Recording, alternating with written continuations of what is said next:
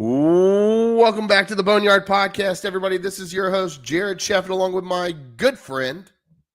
Artemis Broward. We're coming to you this week with episode 235. Artemis. You. How we doing, my friend? We're good. We're How good, we doing? brother. We are living. It's been a long time. Long time no see. Haven't seen you in a while, so we're doing well. Yeah, man. Yeah, I kind of caught the stomach bug about 2 weeks ago, and then allergies also hit pretty hard recently, and I'm still dealing with them. I want to cough so badly right now. And then yeah, and we've been talking about doing this for a while. I guess we can just kind of officially announce it. The Boneyard Podcast is moving to Sunday nights. I think this is something that we started as a Sunday podcast. Back to the getting basics. back to our roots, Artie. I mean, it makes sense. I mean, Sunday night we can do a recap of the weekend sports around East Carolina. Get a look ahead at what's to come the following week. So, yeah, I like it. And then not committing to it yet, but we may look at doing a second podcast come football season during the week. Do a Sunday night and then maybe a Tuesday or Wednesday night, depending on what night the game is that week. I know we got a lot of Thursday night games, so maybe those won't be double weeks.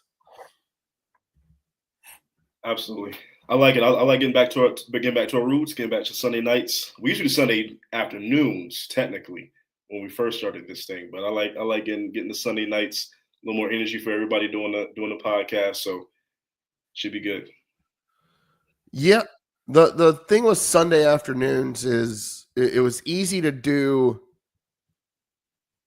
pre-child. Yeah, I was about to say we both have more responsibilities and things to do now. So, like the reason we have to record so late most of the time is because I have a child and I want to be involved with bedtime and bath time and all of that. But how dare you be a good father, Jared? Yeah, I try, Artie. I try. We've set her up to be a fan of East Carolina, and I don't know if that's a good thing or a bad thing. But at least I can be involved with bedtime. Yeah, absolutely. So, little caveat. I'm gonna mention Ashley's low key wishing for your downfall. She wants Scarlett to be a Wolfpack so bad. Like she says it all the time. She's like, I hope Scarlett goes to NC State. She can do that. And as I've said on this podcast and many times before, I will pay for my daughter to go to any college or university except for that one. I will not give that school any of my money. Yes, you will. Yes, you will. You're lying. That's a lie. I will still save up her college fund. She will just be able to. She will just give it. I will just give it to her afterwards, and she could pay for it herself. Or she can use that money to buy a house. That is up to her. Who knows? No, she'll probably end up going to Carolina. That's where my wife went to school. Yeah, absolutely. My wife went to school. My brother-in-law went to school there. Who knows? She may end up going somewhere like Ole Miss. Who knows? I don't know. We got 16 years to figure that out, and I'm hoping that those 16 years take forever. So, yeah, Artie, do you have a number 35? 235 this week. Do you have a number 35? Yeah, 235. This one, I mean, if you're a baseball fan, obviously this is chalk. But this is a name that popped up for me. I'm gonna go Ricky Henderson. Ricky Henderson obviously had a career before we were old enough to really appreciate baseball. But Hall of Famer, 10-time All-Star, 2-time World Series champion, AL MVP, Gold Glove Award, 3-time Silver Slugger, one of the greatest Oakland Athletics of all time. RIP to the Oakland A's. They're not the Oakland A's anymore. I don't know what's going on with that franchise. They're just an absolute mess. They're playing in a minor league stadium in Sacramento. Yeah. The A's are a mess right now. But shout out Ricky Henderson. That's my 35 for the week. It's a good one. I'm going to go Tony Esposito, NHL Hall of Famer, 3-time Vezina Award winner, 5-time All-Star, played for your Chicago Blackhawks. Already one of the greatest goalies to ever do it. Tony Esposito. It's chalk, but it's there. Josh, do you have a 35? Off the dome. Nope. Josh is shaking his head no. 35 is a tough number. I mean, it is. You've got a lot of chalk, but I don't. It's one of those numbers that you're like, you don't really remember many people wearing it. I mean, the only name that comes to mind for me is Kevin Durant. That's the only one. I was going to say KD. Yeah, like 35. But outside of that, no.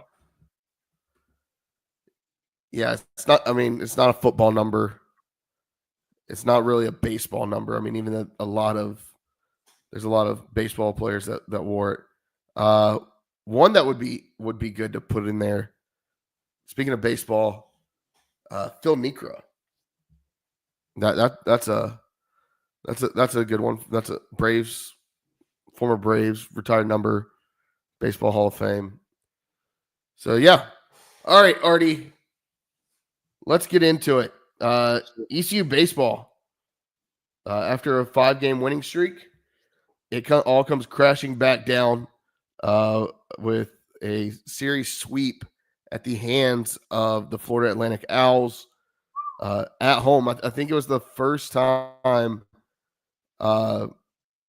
Saturday's game was the first time ever that the Pirates had been run-ruled at home. It's never happened before. Wow. 14-1 loss on Saturday. It just nothing could get going. Nothing went right for the Pirates this weekend. Yeah, and I mean, after a 5-game winning streak too, right? You kind of righting the ship. You're getting right after that, devastating Duke loss that we had, and the drama that was that Duke game a few weeks ago, and then you kind of go on that winning streak, and then obviously you lose 3 straight, and not only losing 3 straight, but FAU beating the brakes off of us. I mean, it put up almost 30 runs throughout the entire series. So yeah, that not a good look. The roller coaster that is this season just continues. But 20-12, not the worst thing in the world, not the best thing in the world. But I don't think they're going to hit that 39 number that I envisioned them hitting at the beginning of the season. They're going to have to make an incredible run to hit that number. No, it's unfortunate.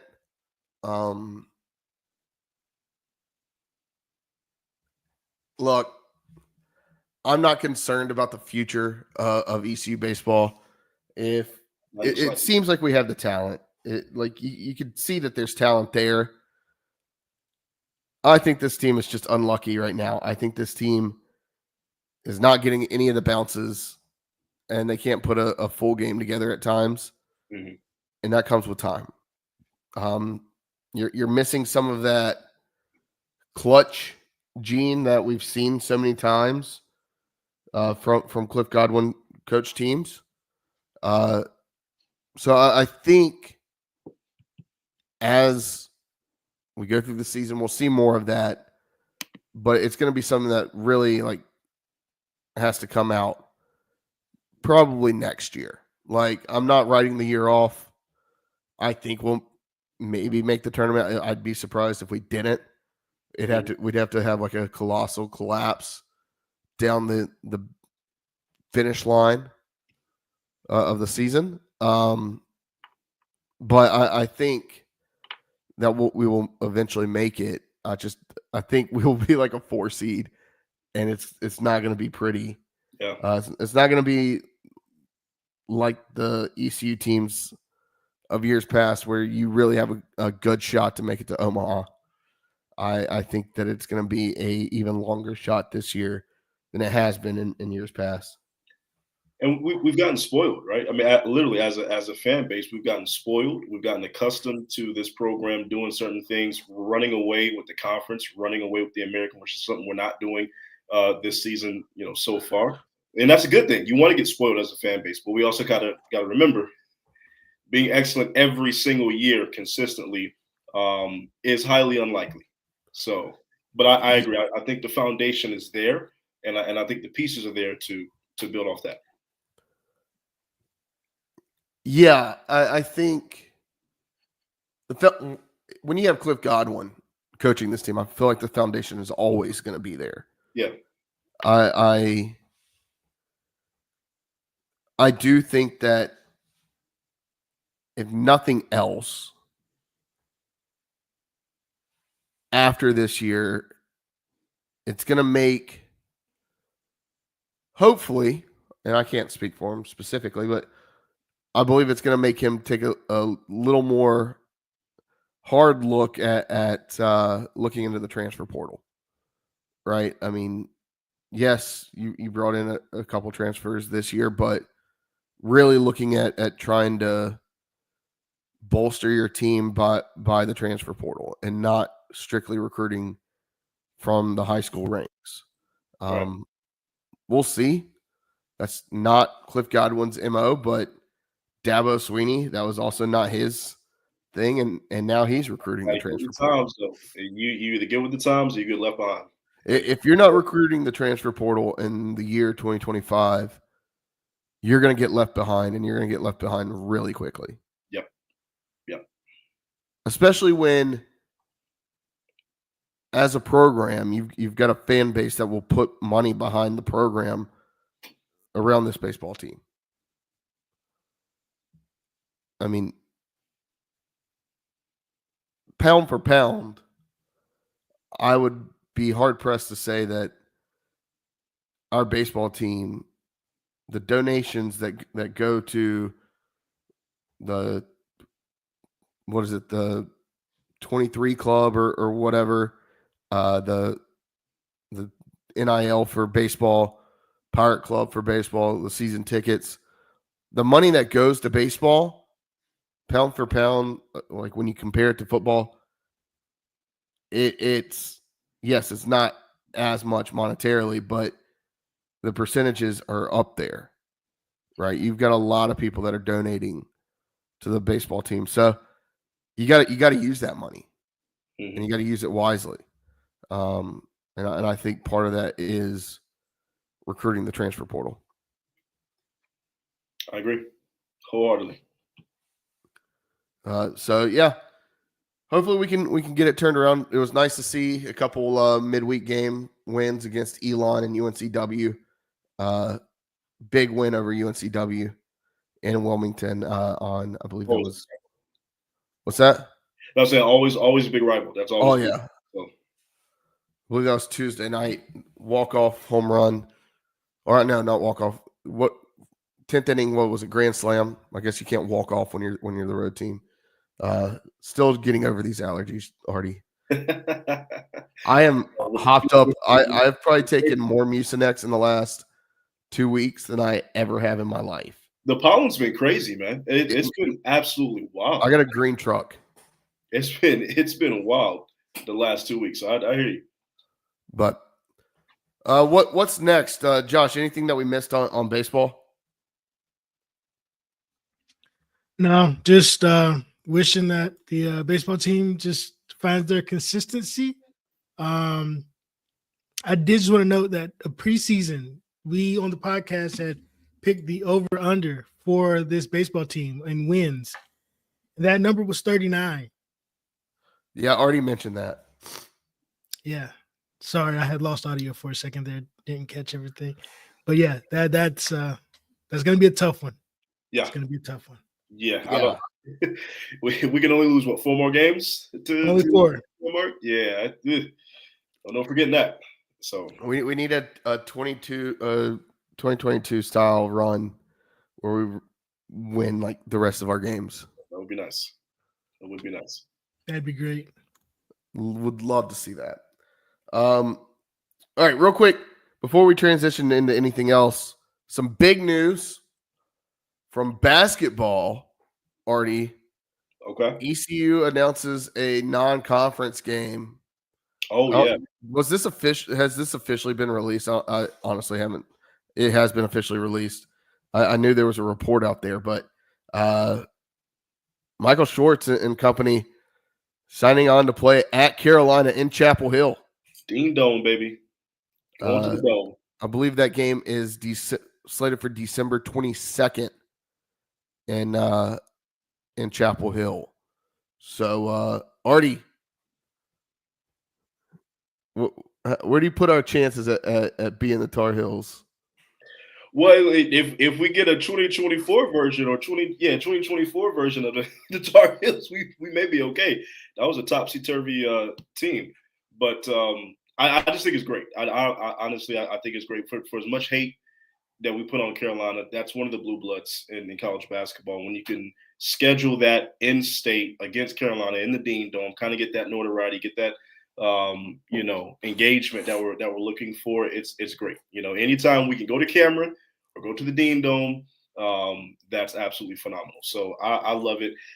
But yeah, I mean, honestly, I expect Carolina to be better. I expect Hubie Davis to have his team better next year. So I don't give us much of a chance, to be honest with you. But if we get anything like this past year, maybe. Josh, it looked like you had something to say. Yeah, I'm very excited for this game. It is the Lebo Bowl. I am looking forward to seeing if Lebo has anything up his sleeve that he can give Hubert Davis to help beat the Pirates. That's so far removed. But I have a question for you guys. Do you guys think in the grand scheme of the contracts, how do you guys feel about the $85,000 payout? Is 85 enough? That's low. It's low. But at the same time, like, you're playing a mid-major school, like it's not like you're playing some like team that is going to absolutely be a cakewalk of a game. Like, you're not playing a Southwest North Louisiana, right? Like, I know that school doesn't exist; it can't exist, but you're not playing that kind of school, right? You're playing East Carolina. $85,000, like, in the grand scheme of things, I would love for a little bit more, but hey, yeah, that's a little low. That's a little low. But I see what you're saying, and we're not just some directional school and bum whatever nowhere. Like, are you sure? But we are actually a directional school. In the middle of nowhere, if you really think about it. When I really think about it, yeah, no, actually.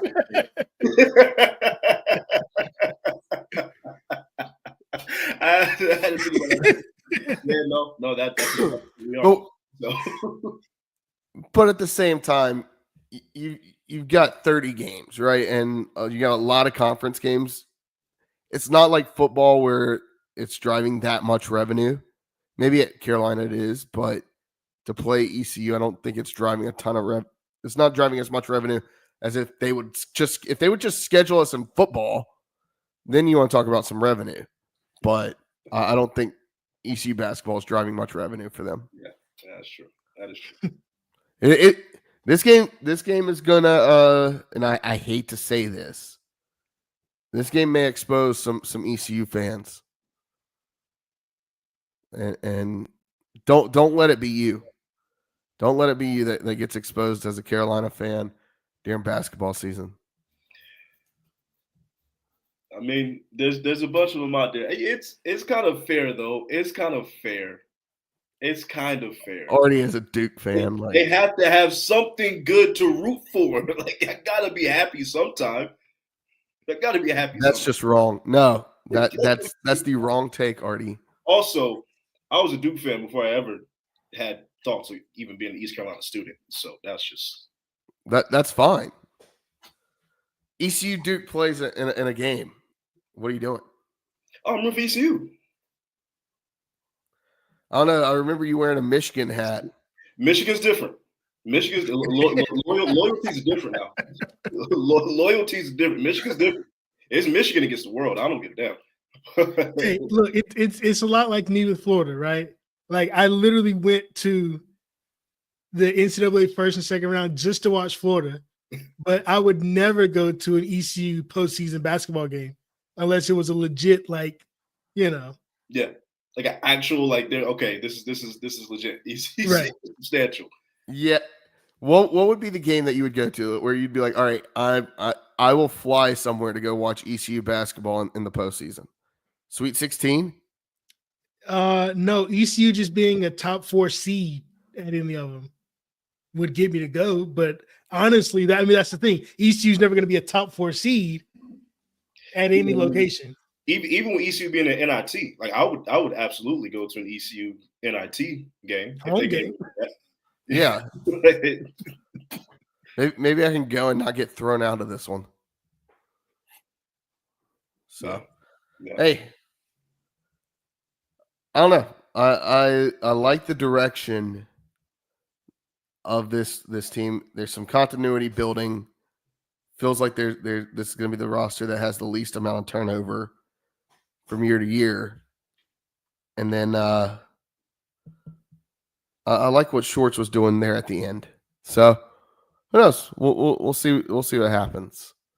All right, Josh, I'll let you lead the rest. What my notes aren't loading. So what's next? Yeah, so we're gonna hit a little bit of MLB talk here. Baseball season has just gotten started. Lots of things are going on in the MLB. We've got new bats, right? We've got the Dodgers, who we at one point thought were going to go undefeated this season, still on track to set the record for most wins. But I have a question for you guys. I'm a Colorado Rockies fan. Jared, I know you're an Atlanta Braves fan. Who's worse, Atlanta or Colorado? Because I think Atlanta's worse than Colorado this year. I think the Braves are cursed.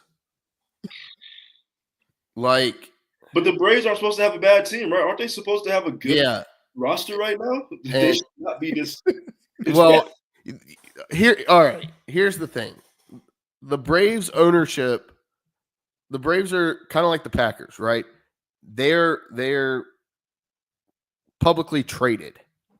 Okay, so they are owned by Liberty Media, and Liberty Media has at times handcuffed the general manager Alex Anthopoulos of the Braves from spending money. Right? They are looking at profit loss statements. They're running it not to like their fantasy team, like these billionaire owners typically do that want to win. They're running it like it is a true business. And as long as they make money, they don't care. And the way that the battery is designed, and that is, if you're not aware, that's the entertainment area outside of the stadium. It's a great area. Love it. Yeah, phenomenal area. The problem is the Braves are making enough money to do all of that and bring people in that even if they don't win on the field, they're still making enough money. And then a report comes out. It was the worst timing for this report to come out or this news to break that they paid like $450 million for a new office park to buy a bunch of new offices. and with that, the Braves, you let a potential Cy Young candidate walk in free agency to the Yankees and Max Fried. You didn't really sign anybody, knowing that you had several holes in your lineup. You didn't sign anybody to fill those holes. But then the one guy you did sign, the one star guy that you signed, the big-time free agent you signed in the offseason, Jurickson Profar, who's going to be, hit 30 bombs last year, comes in and 4 games into the season gets popped for PEDs. 80-game suspension right off the bat. Not to mention when he can play this year, he can play the second half of the season, but he won't be able to play in the postseason if the Braves even make it. And no team has ever made the postseason starting 0-7. So it's just not been good. I mean, you've got guys going. I mean, one of your star pitchers goes down like already. There, he's having surgery on his shoulder to just to test to see if he's got something that like structural damage. And there they had to cut him open just to see the structural damage. So it's like the year's already gone to shit. And I don't know. I don't know what else to say. It's Liberty Media needs to sell the damn team. I don't know. But the Braves are absolutely terrible right now. Not and very similarly to the Pirates, they may be one of the unluckiest teams when it comes to like BABIP, batting average for balls in play. Looking at it, I believe I haven't checked after the weekend, and the game today was postponed. Thank God. The Braves are batting like 182 as a team. It's insane. And you've got Drake Baldwin, a rookie catcher that's been playing and barreling up balls, but he just hits it right at the center fielder every time. So it's like balls just aren't falling. It's I don't know. It's rough to watch. So looking at our three teams collectively, right? Because Josh, I know you mentioned you're a Colorado Rockies fan, and I'm a White Sox fan. So you've got the 1-8 Braves, you've got the 2-7 Rockies, you've got the 2-7 Chicago White Sox. So we just root for some poverty franchises right now. Yeah. I mean, see, the thing for Colorado for me is that there never is hope, right? So for me, it's like, yeah, I mean, we're bad, but like, are we ever gonna be good? Probably not. So it's just, another day in paradise for us. Now, I'll say this. If the Braves can ever figure it out on offense, pitching hasn't been terrible for the most part. Like, you've had some tough games, but it hasn't been terrible. When you get Spencer Strider back, you get Ronald Acuna back, I think that there's potential. Like, I think out of the three teams right now, the Braves still have the best chance at doing anything this year. It just sucks that they picked the year that they're hosting the All-Star game to completely poo-poo the bed. So, yeah, Liberty Media, walk the damn plank. Not ideal. How you feel about the torpedo bats, though? What's your take on the new bats? I don't think technically I don't think they're against the rules. MLB did come out and say that they're outlawing them, though, I believe. But what I'll say is the Yankees don't need anything else to help them hit home runs when they already play in a shoebox of a stadium. But everybody can use them, though. It's not like the Yankees can use them. Yeah, but the Yankees were like looking for ways to like hit more home runs. I'm like, you hit a weak pop fly to right field, that thing's going out in Yankee Stadium. I could hit one out in Yankee Stadium. That's true. Yeah, yeah, that is very, very true. I think offense is good, though. Yeah, but like we don't need a team hitting 9 home runs in a game. But and then that's the thing though. And I said it last year. I think something is still up with the balls. It seems like home runs are up around the league, but then MLB, who hates the Atlanta Braves, Rob Manfred can. They hate the Atlanta Braves, Jared. Fuck Rob Manfred. He won a World Series just like 2 or 3 years ago. They hate the Braves. Absolutely fuck Rob Manfred. That motherfucker has ruined the game of baseball. Made it almost unwatchable. How? Just we need more home runs. Yeah, I'm fine, but you're trying to bring in more casuals, right? You're telling me the team that hit the second most, or I believe the most home runs in MLB history 3 years ago and then a roster that didn't really change last year went to like 25th, 20th in the league in home runs. And it has to do something is up with the balls. And not everybody's getting these juiced baseballs. It's insane. It is insane. If you were to ask me, Jared, what conspiracy theory do you believe? I believe that Rob Manfred is sending the Braves dead baseballs. I believe there's other teams that are getting them too, but I watch more Braves games than anything. Stop it, Jared. Stop. You're not going to tell me, a White Sox fan, that the MLB hates the Atlanta Braves, a franchise that is always good, that is one of the blue bloods of the MLB, and literally just won a World Series title a couple years ago. Stop that. You're not going to tell me, a Rockies fan, that hitting home runs is hard for any team. Have you seen the Rockies can't hit a home run, and we're in the easiest place to do it. Well, yeah, that's y'all's own problem. But when you have when you have a lineup consisting of, I mean, Acuna's not in there yet, but when you have Matt Olson and you have Ozzie Albies and you have Austin Riley, those three guys alone should be hitting 30 to 35 bombs every year. And they're barreling balls, and they hit them, and you see it. They hit balls with the same launch angle and the same exit velo as other teams, and the balls are going out. But for whatever reason, when the Braves hit them, they don't go out. It doesn't make sense. There's metrics to back it up. Hit it harder. I don't know. It was like last year the Braves had a top 5 exit velo, but hit like 25th worst in home runs. It was insane. Everyone's going to have conspiracy theories when it comes to their own team. That's all I'll say. Fuck Liberty Media, though. Y'all can walk the plank. On to the NHL. You know, I'm not really a hockey guy, but I will recognize when greatness is being performed in front of us.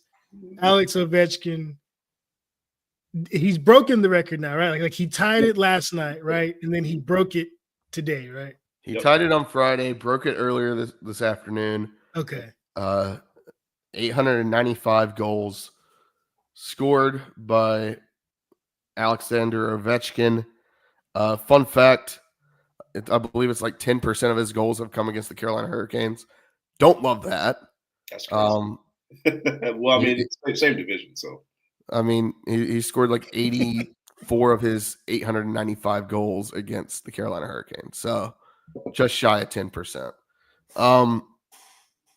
Yeah, I mean, look,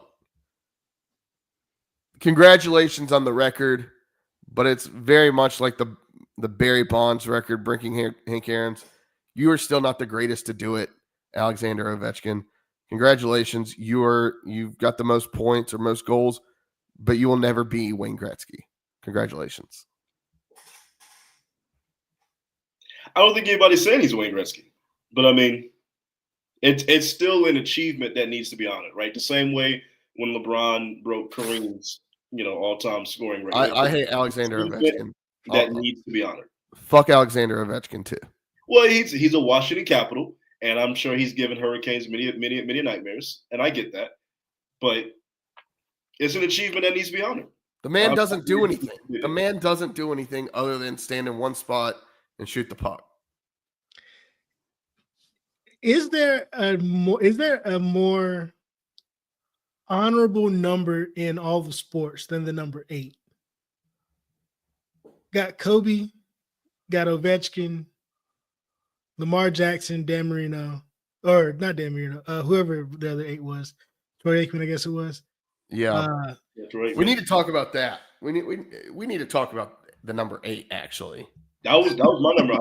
That's what I wore, 8. It's my favorite number. Are you trying to throw up something in the group of greats? Yeah, you have like all these greats, and then you have like Artemis Brower, the second. Is Artie the worst number 8 of all time? Absolutely not. Absolutely not. No. Don't do that. Don't do that. Still the most athletic person in this group of three right here. So don't do that. I don't know, Artie. man. Don't do that. I don't know, Artie. I don't know, Y'all man. can whatever. We just need to do a combine. Just do time and place. I'm not even. We need a Boneyard podcast combine. Yeah. We need a Boneyard podcast combine. I'm not ducking from nobody. Time and place. 3-cone drill, 5-cone drill. Yeah. Thrive of competition. Stop playing me. But on top of the number 8 conversation, this week Lamar Jackson claims the number 8. This is so stupid. But the thing is, so I don't get what the copyright claim was against, because his number 8 does not look anything like any of Dale Earnhardt Jr.'s. He did this against Troy Aikman last year too. Exactly. And that legal battle is still going on. Like when he signs, like when he's signing the number. No, so Lamar Jackson has his brand, right, and it has the number 8 incorporated in it. Okay. Now he's trying to sue Dale Earnhardt for his use of the number 8, and it's like that's his car number. He owns a copyright for the number that's on his car. I don't get it. Yeah, that's a little. If that's true, that's a little much. That's a little much. And I love Lamar, love him to death. Yeah, I don't get the frivolous lawsuit. The thing is, go ahead.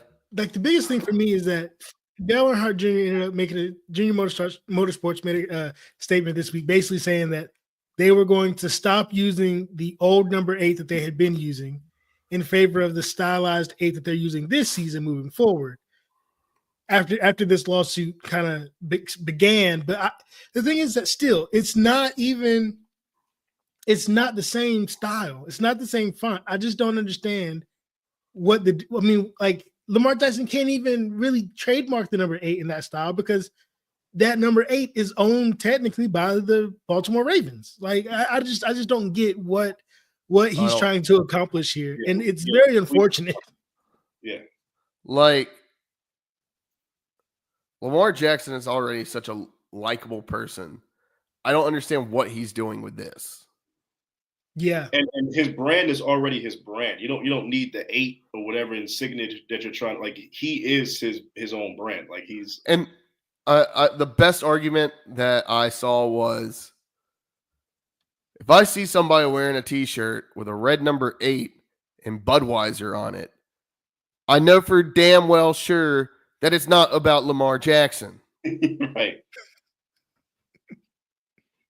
Like, it's ingrained into you at this point. You know what that means. You know what that is. So yeah, I don't know. That's still love Lamar, but that's a little much. Yeah. Like, I don't know. I don't understand that copyright, like that part of the copyright. Yeah, like this does not. And you don't own the 8 for Baltimore, right? I don't know. I'm not quite seeing where the inroad is here. I don't know. Somebody just got to pull Lamar to the side and be like, "Hey, bro, you got to just go ahead and sit this one out. This ain't your battle to fight. Just go ahead and let that let this one go." And is this Lamar Jackson himself, or is this his legal team? It's got to be his legal team. And if it's the legal team, like, why are you dragging Lamar Jackson into this? Like, that's not really a thing to be doing here. Like, don't tarnish that man's name like that. Yeah. Seeing Brandon must be watching live because he's texting. He's chiming in. Also, point of contention. Pretty sure Lamar said he's switching to 1 if he ever wins a championship. Yeah, I don't know. Lamar Jackson walked the damn plank. On this one. March Madness. Let's catch up a little bit. We Ah. haven't talked since the games really started.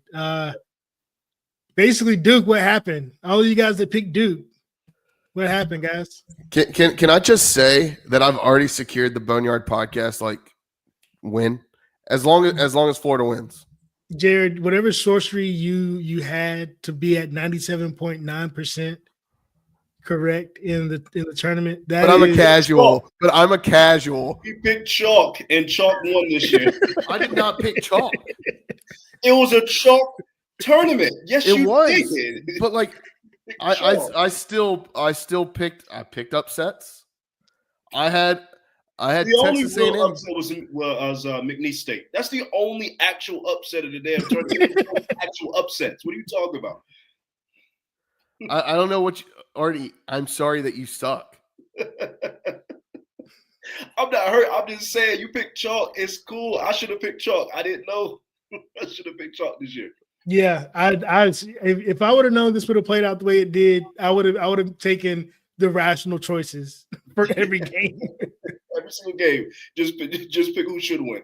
So, but last night, what happened? Like, Duke, what?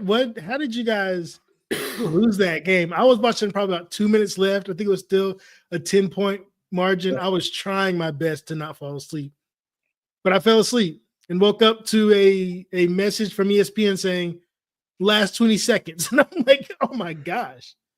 Look, we couldn't inbound the basketball. We acted like we didn't know how to defend off a full court press, right? And really, Houston made some big shots. You got to give a lot of credit to Houston. They made 2 big threes to get themselves back in the game. But you're up 9 with a minute left. You're up 6 with 30 seconds left. You gotta find a way to win that game. I don't think it was on flag. I think Proctor made some mistakes down the stretch. Our big man made some mistakes down the stretch. Again, we couldn't inbound the damn basketball.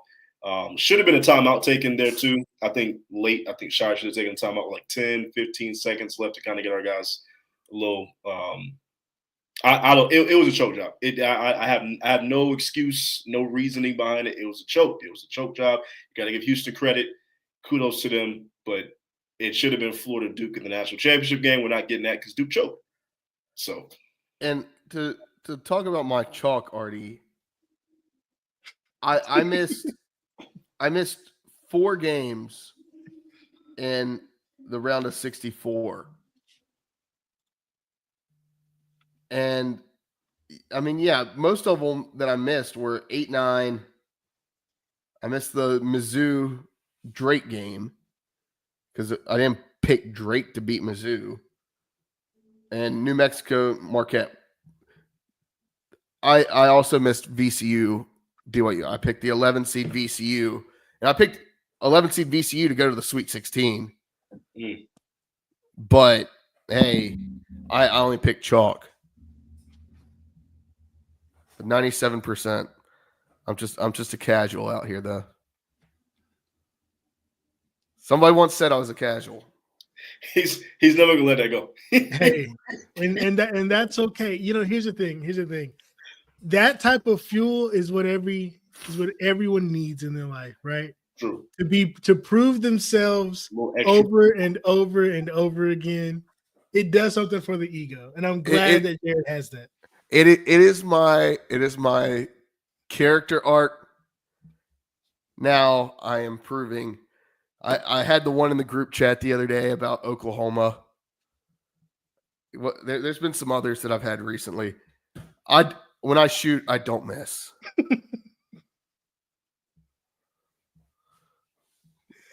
Just gonna say that. Yeah. All right. Anything else? Yeah. Give me Florida. I had Florida winning it all. For those of you that don't know, my championship game was Florida Houston. So yeah, I'm sitting at the top. I'm leading both this one and my company bracket challenge. So yeah, I will wear the crown.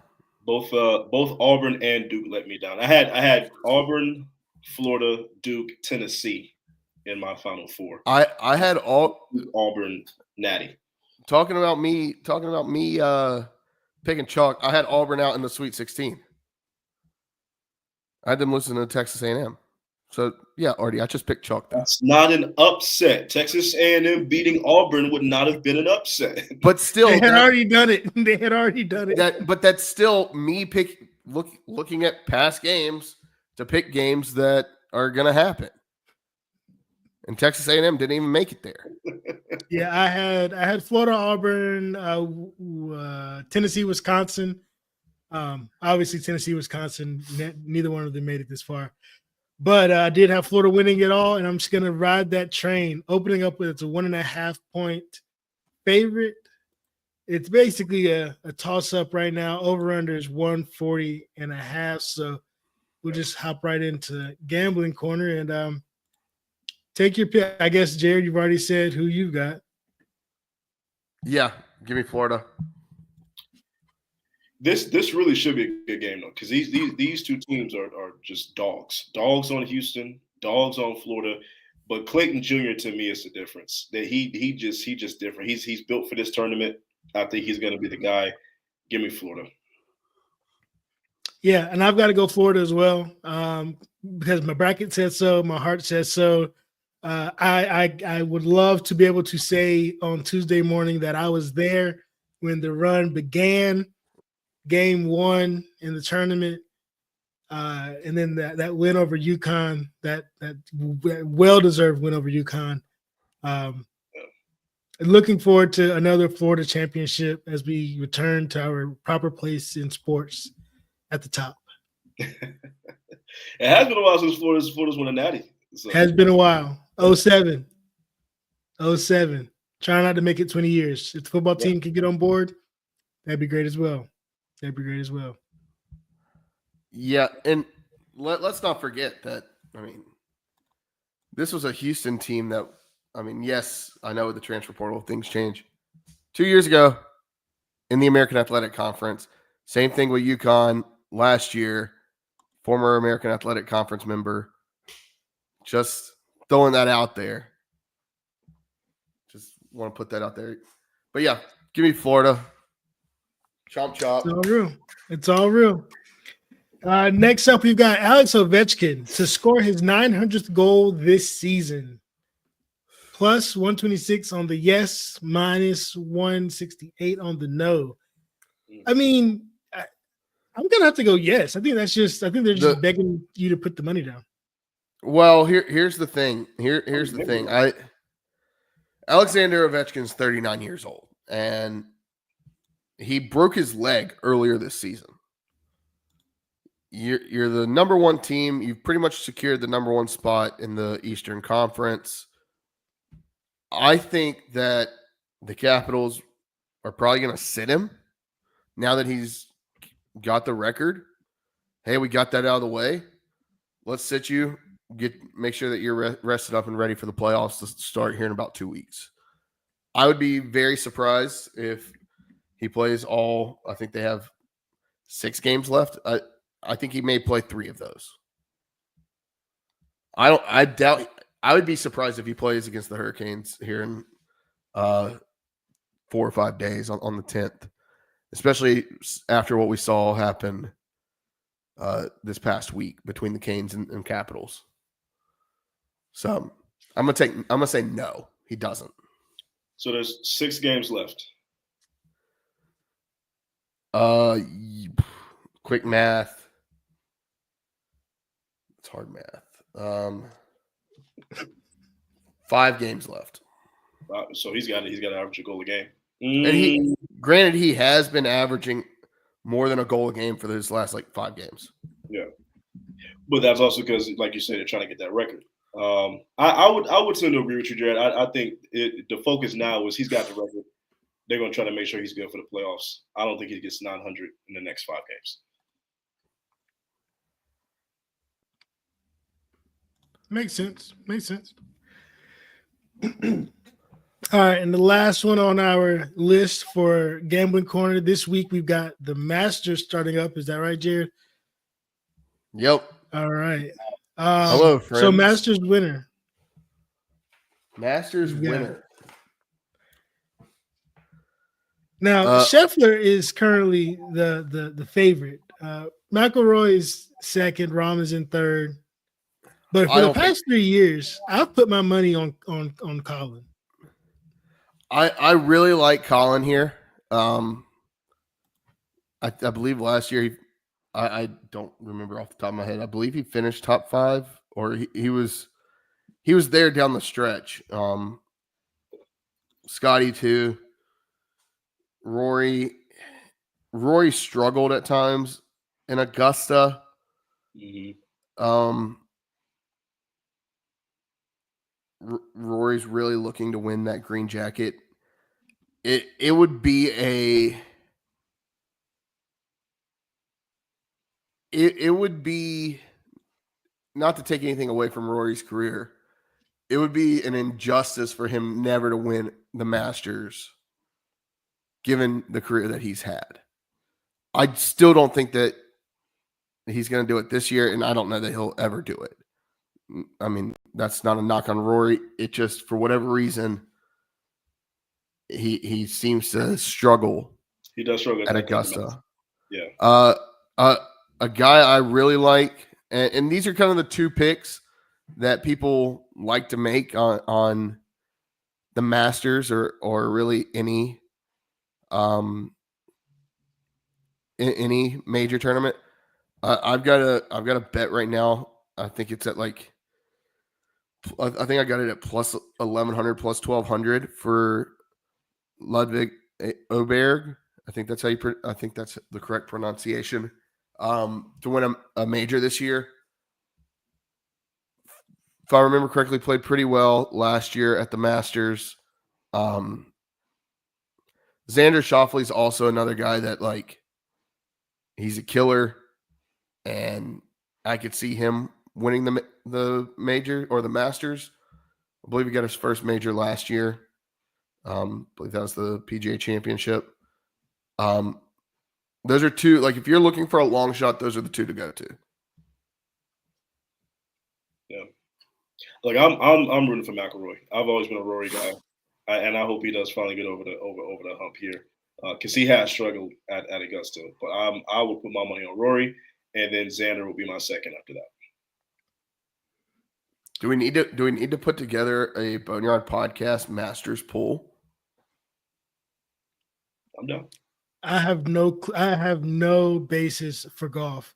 But I was actually going to ask you guys this question: if you know more about golf and a little bit about NASCAR. I just have this comparison question with Rory McIlroy never having won the Masters. Is that about the same as Kyle Busch now having run 20 Daytona 500 and never having won Daytona 500, although he has 2 championships and is top 15, I believe, in wins? I would say they're similar. I know that I know how special it is to win the Daytona 500, but the Masters. The Masters is incredibly hard. That is an incredibly it is the hardest tournament to win. And it's the mental game too. It's not just the actual going out there and not having to play that course, but the Masters is the Masters. So that mental aspect of oh shit, yeah. I mean, the way that the course is shaped and the way that it plays, and especially now that they've tried to make it longer and more narrow, to the fact that they change that course almost every year. They change a hole or so every year. And you've got these super small greens, super tight fairways. Now it's, like I said, it's a little bit longer. It